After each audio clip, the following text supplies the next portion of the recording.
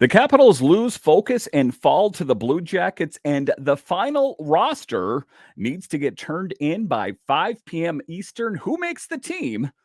I'll discuss next on this edition of Locked On Capitals. Your Locked On Capitals, your daily podcast on the Washington Capitals, part of the Locked On Podcast Network, your team every day.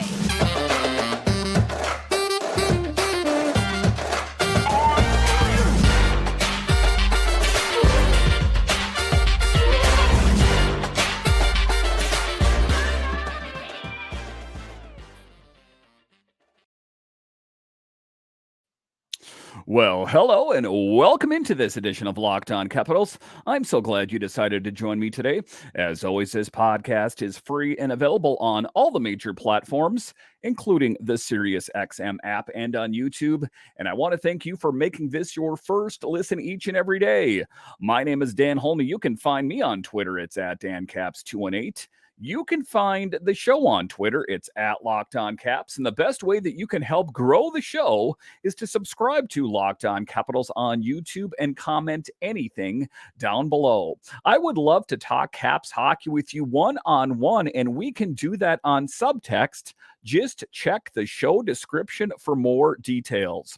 Today's episode is brought to you by Sleeper. Download the Sleeper app and use code LOCKEDONNHL to get up to a $100 match on your first deposit. Terms and conditions apply. See Sleeper's terms of use for details. In today's episode of Locked On Capitals, we will talk about who will make the roster, or who do I think will make the roster. We'll talk about that in the show, as the roster needs to get turned in by 5 p.m. Eastern on Monday.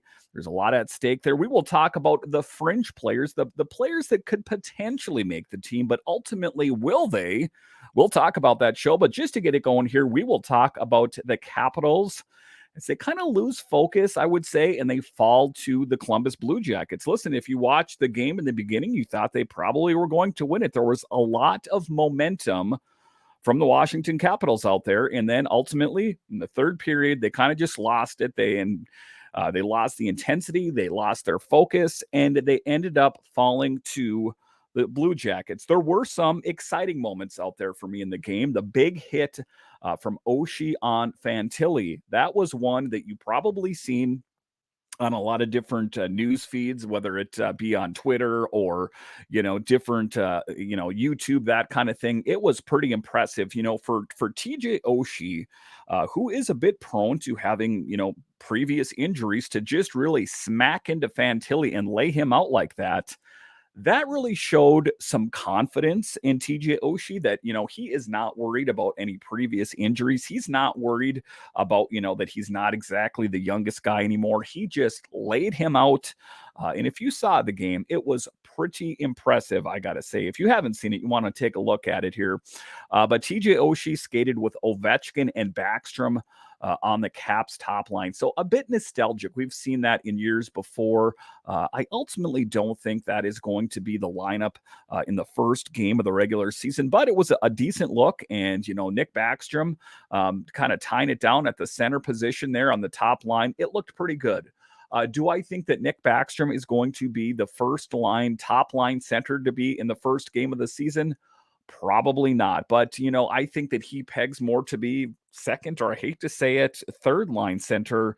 I guess it depends on how things shake out. But TJ Oshie was high energy, and he did his best to generate a lot of opportunities. And by the end of the first, he was credited with 4 of the team shots. So, this is kind of, putting myself in check, because I had spoke about Nick Backstrom in the offseason. I had spoke about TJ Oshie, that potentially the best years of their life were behind him. And, maybe they heard, that somewhere that Dan was saying that, they're not all that anymore. I didn't really think that, but it is interesting how these professional hockey players will prove you wrong. Just when you think that there was no more fuel left in the tank, you see TJ Oshie come out there and play like he was a rookie, like he was this young 20-something-year-old guy, just laying guys out and, getting a lot of shots on net. Just really, really impressive. I was really impressed with TJ Oshie. Any reservation that I had in the offseason, if you're an everydayer, I spoke of the reservation I had with TJ Oshie and Nick Backstrom. That is beginning to evaporate and wane. Again, I don't want to be drinking the Kool-Aid on Oshie and Backstrom exclusively right now because let's face it, they have not done that in a regular season game. I have not seen TJ Oshie play a quarter to half the season with no injury. One of the things we do know about TJ Oshie is just based, like what we saw him laying Fantilli out there, he plays much bigger than he is. Subsequently, oftentimes that puts him in a position to be injured. So I do like his physical brand of hockey. However, I don't like an injured TJ Oshie. In the offseason, they did interviews, or I think it was on breakdown day, they talked to TJ Oshie and they said, I'm competitive at everything I do. I'm competitive when I play football with my friends at Thanksgiving dinner. I'm competitive when I'm wrestling with my family members. And he looked at people and he's like, what, you guys don't wrestle? So suffices to say, TJ Oshie is a competitor, and it does not matter who you are on the ice.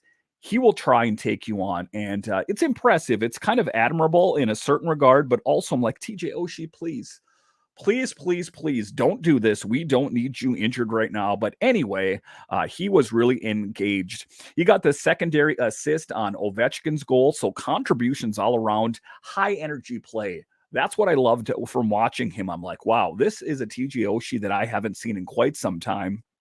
And it's surprising, when you have an off season that's injury free, that you can put the time in training. You can, concentrate on training instead of worrying about how am I going to heal or, am I actually even going to be able to train because of these injuries? It was really impressive, all things considered. But then did Fantilli ultimately get the last laugh? Fantilli scored the game winning goal late, and Columbus Blue Jackets beat the Caps 4-2 in the preseason finale. So, it's one of the things I hope that wasn't one of the things that was going to happen, and it ultimately did, is that he kind of lit a fire under Fantilli, and ultimately he got the last laugh at the Capitals as they picked up the dub in a preseason game. Again, it's a preseason game.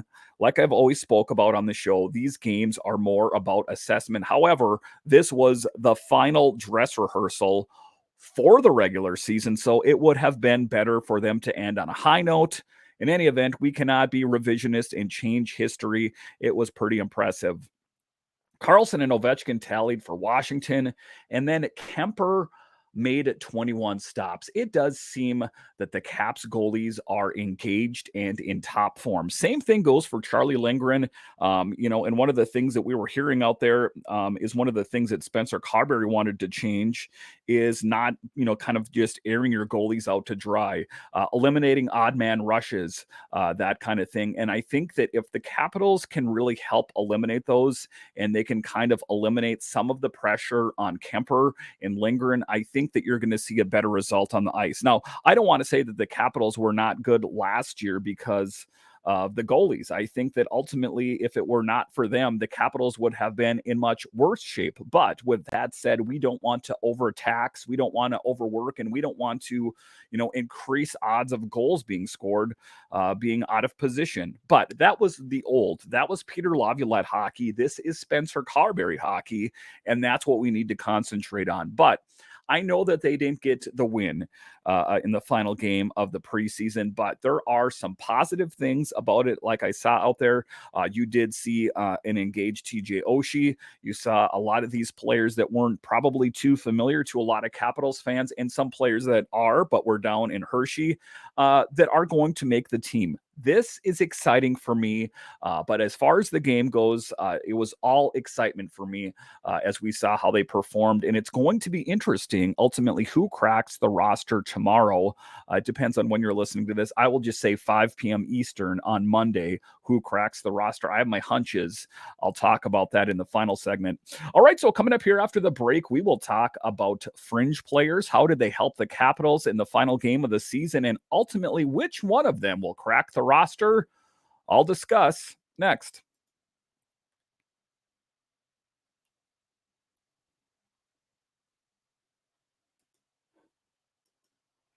The NHL season is finally here. Will the Vegas Golden Knights reign supreme again? I love the NHL, and I know you do too. That's why I want to tell you about Sleeper. I love the NHL, and I know you do too. That's why I want to tell you about Sleeper. Sleeper is the go to platform for daily fantasy sports, especially daily fantasy hockey with Sleeper. You have the chance to win 100 times your cash on a daily fantasy. The NHL has never been more exciting than it is now with star players like McDavid, Ovechkin, Crosby, and Makar, or stars on your team. Simply select more or less based on their stats, such as goals, assists, points, saves, and more. Yes, you heard me. Fans of your team, Sleeper offers 100 times payout. So start paying attention, make the right picks, and you could win big. Listen, when you watch these games, it's sometimes not that exciting, or, maybe it's not a Capitals game. Maybe it's just another NHL game and you're not that interested. Put a little money on it. It makes it that much more exciting. So use promo code Locked On NHL and you'll get up to $100 match on your first deposit. Terms and conditions apply. That's Locked On NHL. See Sleeper's terms of use for more details.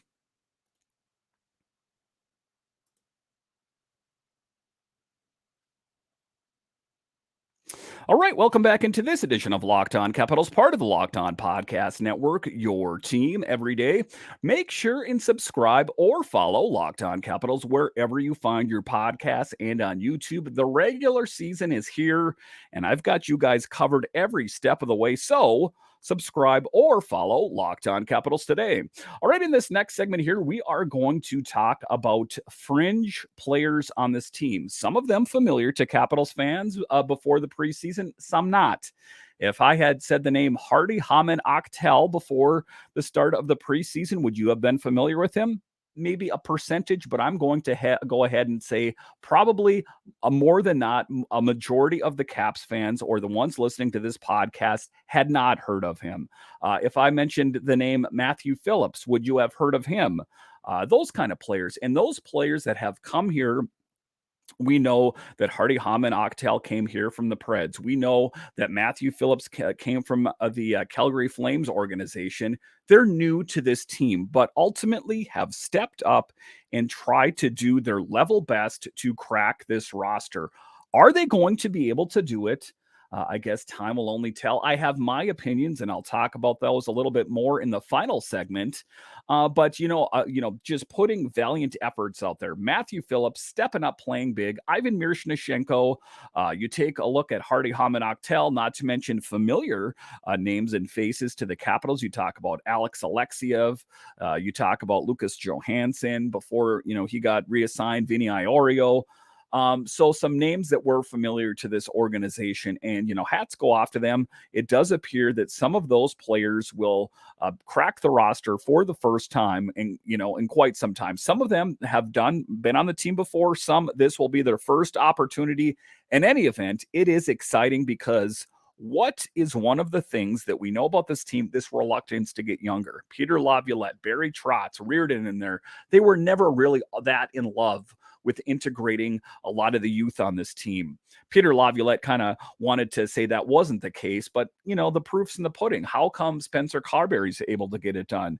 And it's just an interesting thing. You could say it was his rapport based on the fact that he was their head coach potentially in Hershey or with the Stingrays, and that he's a younger guy. So maybe he's not so, a grumpy old guy to deal with. Is that the case?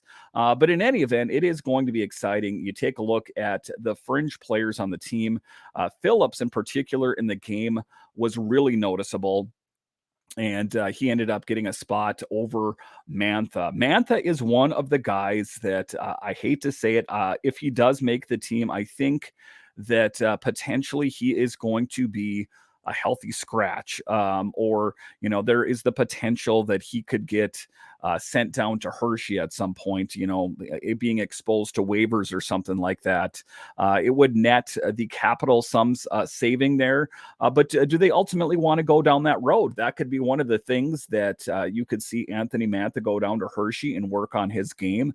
You got to think that, given the fact that he is, when he's playing in top form, a pretty good NHL player, you think he would stand up very well in the AHL. In Hershey, But then there's the flip side of that coin. And if you're an everydayer, I've spoke of this. Some NHL players kind of get in the mindset that I'm an NHL player and there is no chance that I would ever get reassigned or play down in the American Hockey League. And it depends on your mindset. You take a look at Connor McMichael last year, and it's a little bit of a different story because he's a young guy.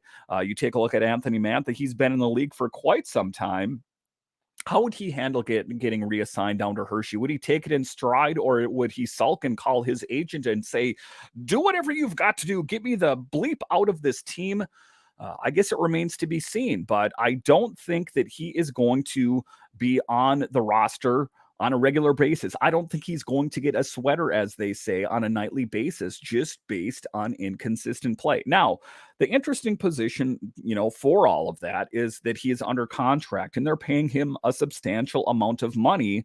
Are they going to want to pay a guy like that a lot of money to watch the game from up in the press box? They already have Nick Backstrom, who has played better, but say he's a third line center. There is a lot of money tied up in players that might not be getting as much playing time as the Caps had hoped for.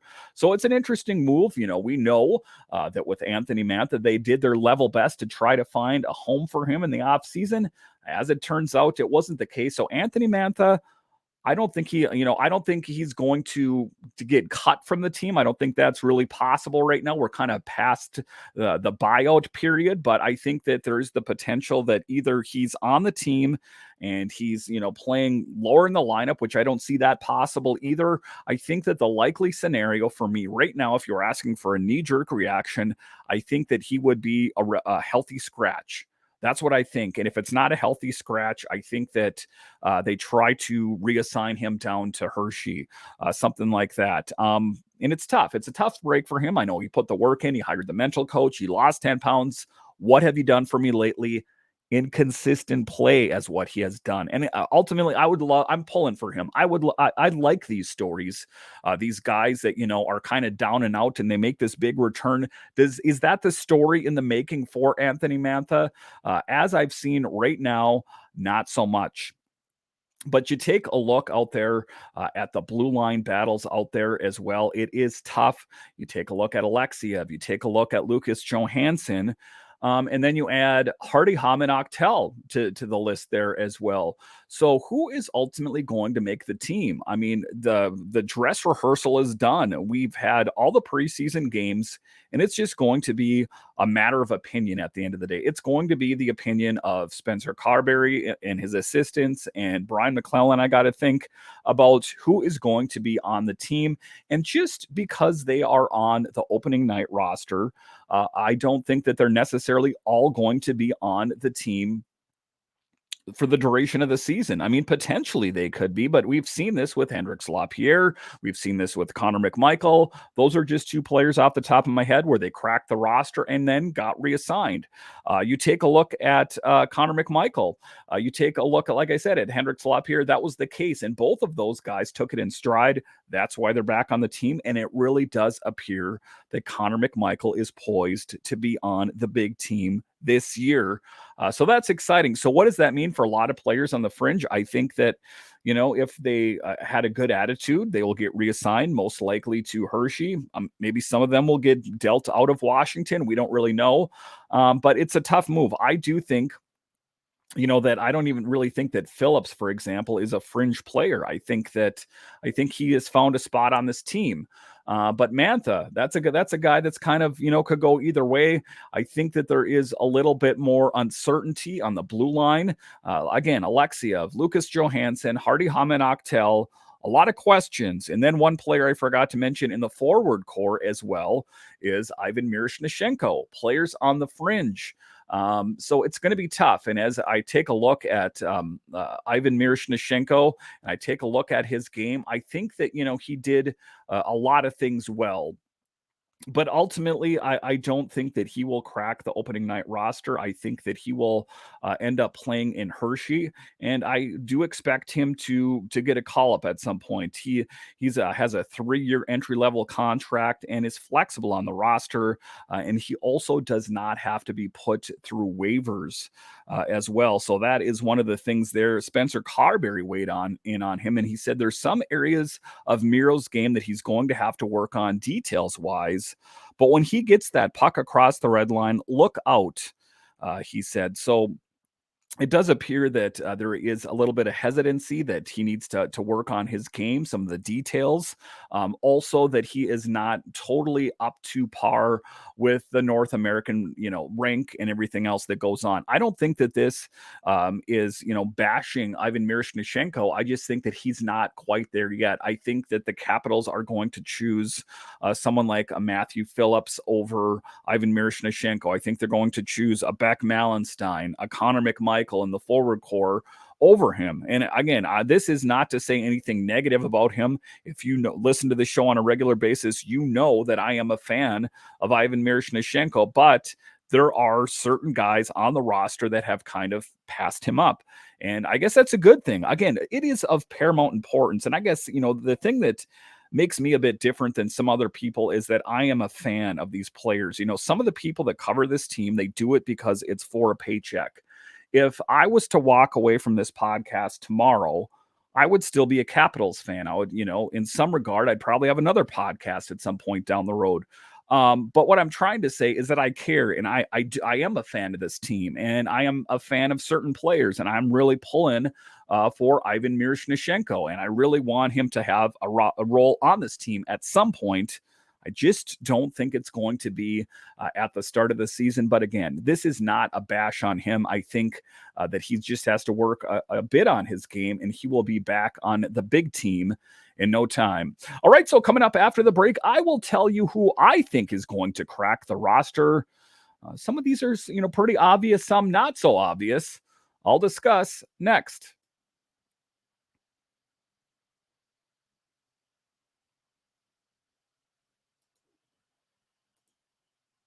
Passion, drive, and patience. What brings home the winning trophy is also what keeps your ride or die alive. eBay Motors has everything you need to maintain your vehicle and live up to peak performance, from superchargers, roof racks, exhaust kits, LED lights, and more. Whether you're in speed, power, or style, eBay Motors has got you covered with over 122 million parts.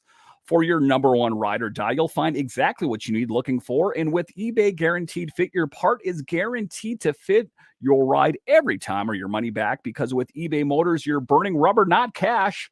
With all the parts you need at the prices you want, it's easy to turn your car into the MVP and bring home the win. Keep your ride or die alive at ebaymotors.com. Eligible items only, exclusions apply. eBay Guaranteed Fit, only available to U.S. customers.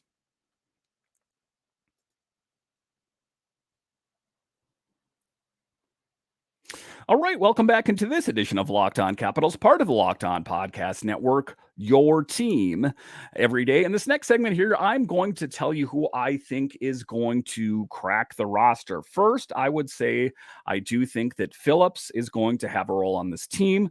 I think that Malenstein is going to have a role on this team. I think that McMichael is going to have a spot on this team. I think that Protas will have a spot on this team. Now, you're going to say, well, where are all these players going to fit?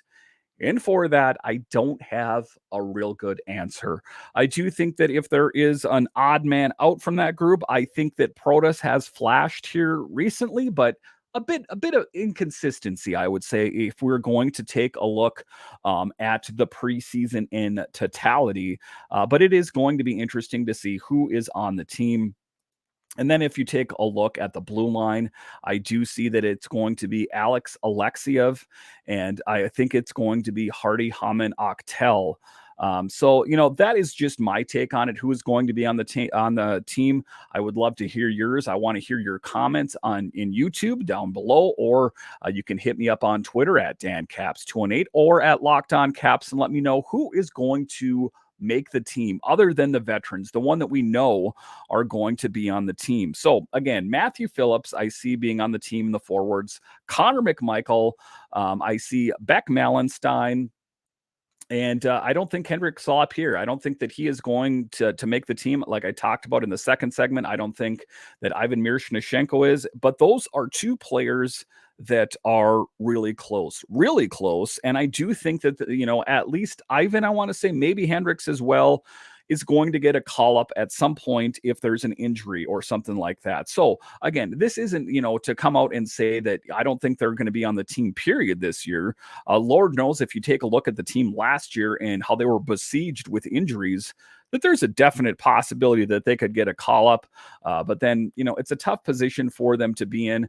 But then, like I say, you take a look at the blue line. I think it's Hardy Haman Octel has really performed and kind of exceeded everyone's expectations with his size and just his the way that he skates and handles himself out there, putting himself in a position to succeed on a regular basis. Now that is all with the knowledge that Joel Edmondson, who is going to miss 4 to 6, it's a little bit less than that now, and that Max Pacioretty is going to come back at some point. So the plot thickens there that Max Pacioretty is going to be on this team for the first time.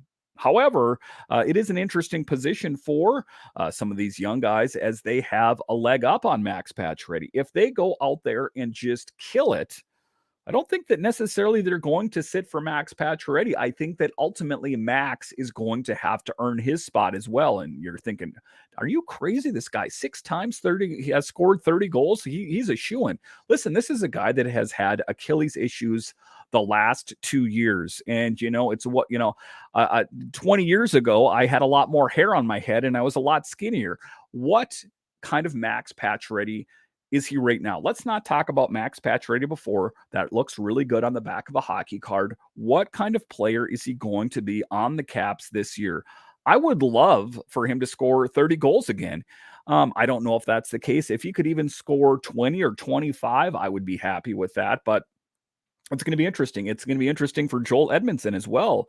If Hardy Haman Octel really kills it, if Alexiev, or say it's Lucas Johansson, say they play really well, then, Joel Edmondson is a great player. Everything that I've heard about him, most notably from Tom Wilson in interviews, is that he's a big guy, over like 6'5", 230 pounds, but can close space in a hurry, is a menace at the net front. So, a good position for the Capitals to be in ultimately. But like I say, if you take a look at how they were last year, there was all these injuries on this team, and they were kind of hoping to have players that were good to go.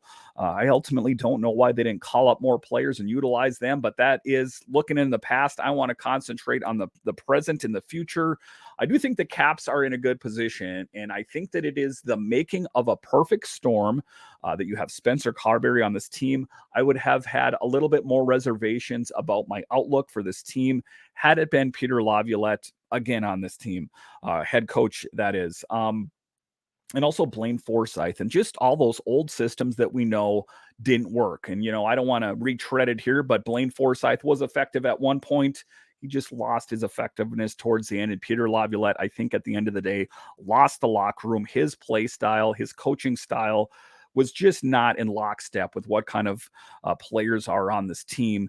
And I think that the Caps are in a lot better position now with Spencer Carberry at the helm, and not to mention this youth infusion. I'm very, very excited about this season, more than I've been in quite some time. Again, usually it's the carbon copy, okay, it's going to be the top line. It's going to be Ovechkin, Backstrom, or Oshie, or Wilson. Okay, second line, the goalie's going to be, it's all different. Someone took the snow globe and shook it up, and Spencer Carberry's here, and he's going to say, I'm going to tell you how things are going to be this year. And I'm hopeful and I'm optimistic about this team. And as Caps fans, you should be as well. This is exactly what the doctor ordered. This new coach, I have no reservations about the Capitals signing Spencer Carberry's the head coach. A+ moves by Brian McClellan on bringing him here, and these kind of depth moves. Again, I'm going to talk about Matthew Phillips, a player that most people didn't know before he came here. Hardy Haman Octel, who came from the Preds, most people didn't know. And then also just these players that have been percolating and brewing like a fine cup of coffee down in Hershey are finally going to get their chance and get poured out with the Capitals, and hopefully they perform. That is what my hope is for this team. Again, I will have an episode for you tomorrow night talking about who did crack the roster, but I'm hopeful that a lot of these players that we've seen really pop are going to make the roster, and try not to be too surprised when I hear that Mantha or Ivan Miroshnichenko didn't crack the roster. I think we kind of know how that's going to end.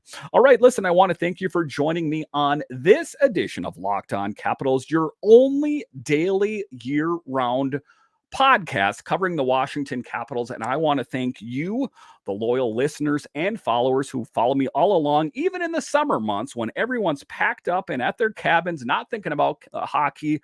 I'm doing it for you guys year round. And I want to thank you for joining me through this season now. It means the world to me. Listen, I want to thank you once again for joining me on this edition of Locked On Capitals. And are you a fan of other DC sports? Well, Locked On has got you covered. We have Locked On Nationals, Commanders, Wizards. So no matter what major DC sport it is, Locked On has got you covered. All right, once again, I want to thank you for joining me on this edition of Locked On Capitals, part of the Locked On Podcast Network, your team every day. My name is Dan Holme, and I'll talk to you next time.